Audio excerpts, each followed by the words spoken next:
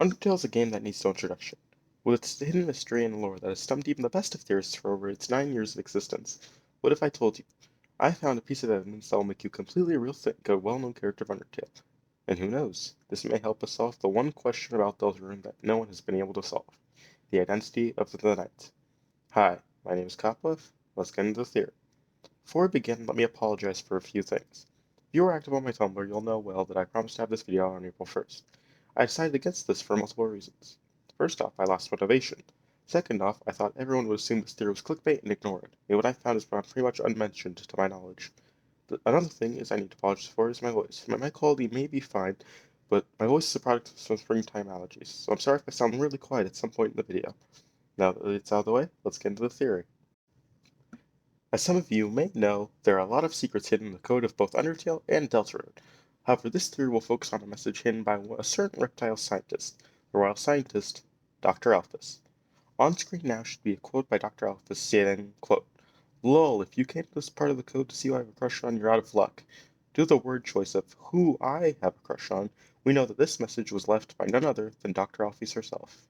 This alone can help to prove that Alphys is more knowledgeable than we think she is, because she was somehow able to leave a message for data miners who looked through Undertale's code. Side note, this message cannot be just brushed off as a joke from Toby Fox, because if we ignore this message from the code, then we have to ignore Entry 17 and a lot of other joke fun value events like Santa's prank call, which are hugely important to the Undertale Deltarune theories, including this one. Anyways, this quote proves Alge is knowledgeable enough to at least leave messages to the code of Undertale, and we know she's at least kind of aware of other universes from the Scout where she literally says that she did research about them, which raises the question, when did she do this research? It could have been during the DT experiments we saw in her lab entries. However, in the ones we did see, she never referred to any studies about the alternate universes, except in one harder to reach lab entry, Entry 17. In Entry 17, a person who has been pretty much confirmed to be Gaster refers to what I've seen people assume to be the Dark Worlds from Deltarune. However, I'm assuming if you clicked on this video, you know what Entry 17 is, so I'm not going to read it out loud here. And we know Deltarune takes place in another universe to Undertale. So if we can prove that Alphys and Gaster have a connection, we can prove the experiments is where she got her knowledge. And we can do this using Spamton and Jevil. Spamton and Jevil are both people who seem to have gotten some wealth of knowledge from Gaster, with Jevil believing that his entire world is a game, and Spamton wanting to reach a place that he refers to as heaven, which is assuming to be the outside world. However, we have no proof of that, and I'm not really knowledgeable on that subject, so I won't get too far into it. Anyway, they both seem to have gotten some level of knowledge from Gaster. However, there's one thing you are probably correcting me on right now. Oh, they got their knowledge and went insane. They have lost their minds. However, I have a theory as to why Alphys could not have lost her mind while the rest did. Alphys is a smart person, in both Undertale and Deltarune. In Undertale, she is a royal scientist who would be knowledgeable about the nature of her world anyway. And in Deltarune, she's a teacher who would also be knowledgeable to a lesser scale. Spamton was just a businessman, and Jevil was a clown. Those two were less smart than Alphys would be, and so they would probably have lost their minds easier than Alphys would have. So that explains why Alphys was able to keep her sanity while both Jevil and Spamton lost theirs. Now, now that we've gotten that out of the way, I'm going to talk about something from my Tumblr. When I first thought of this theory, I posted it to Tumblr in hopes that some people would see it and help me to either prove or debunk it. Fortunately for me, I got several insightful replies that come with a more solid conclusion. A relog by Tumblr user Itsubear, in the link in the description, was the one who informed me of the following. Alphys is aware of alternate universes, Flowey is aware he's in a game, and Sans talks to the player in the dirt hacker ending. While I'm not quite sure Flowey is as self-aware as we think he is, the dirt or hacker ending is what helped me to prove one of my common theories. In Entry 17, Gaster is talking about Alphys and Sans. The fact that both Alphys and Sans have shown they are capable of talking to the player through their own different methods, and are both scientists or have some scientific knowledge, connects them to Gaster, who also meets both these requirements.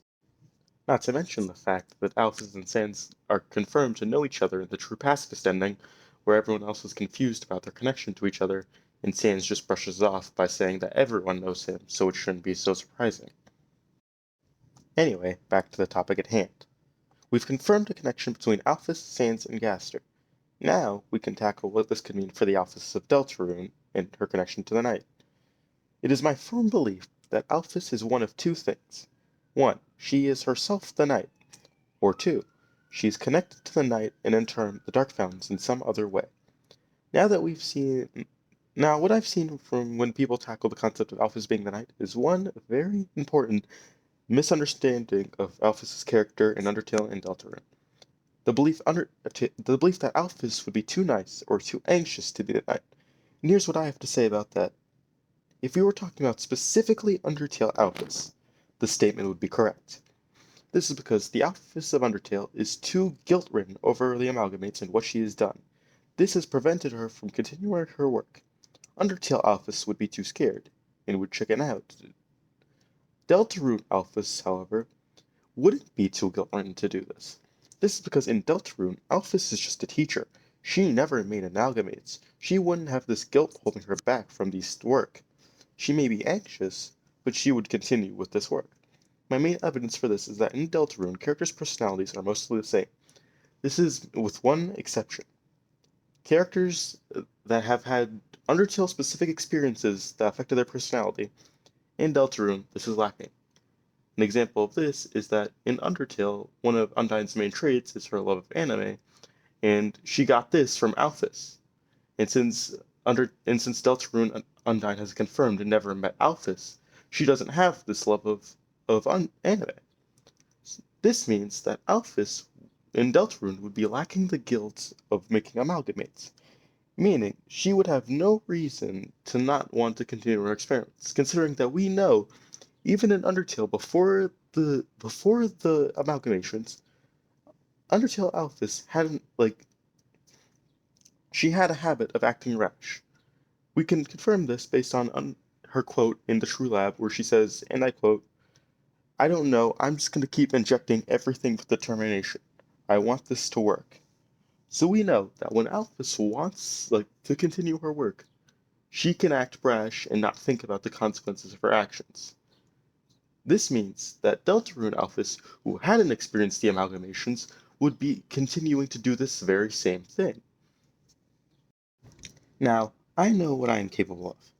I alone am not capable of coming up with the answer to solve this theory, as there are many other Undertale theorists who could do it much better than I ever could. So this theory is not going to be me completely salting Deltarune, as I know for certainty I do not have the capabilities to do that. This video's purpose is to bring this all to the attention of people who can solve Deltarune and Undertale. So if you're watching this, please try to bring this to other people's attention. You don't even have to recommend my video. Just bring this evidence to the attention of Undertale theorists who are capable of solving it, as I believe this piece of evidence could help massively in the solving of Undertale and Deltarune. Well, that's all for now. I'm Copwith. See you in the next video.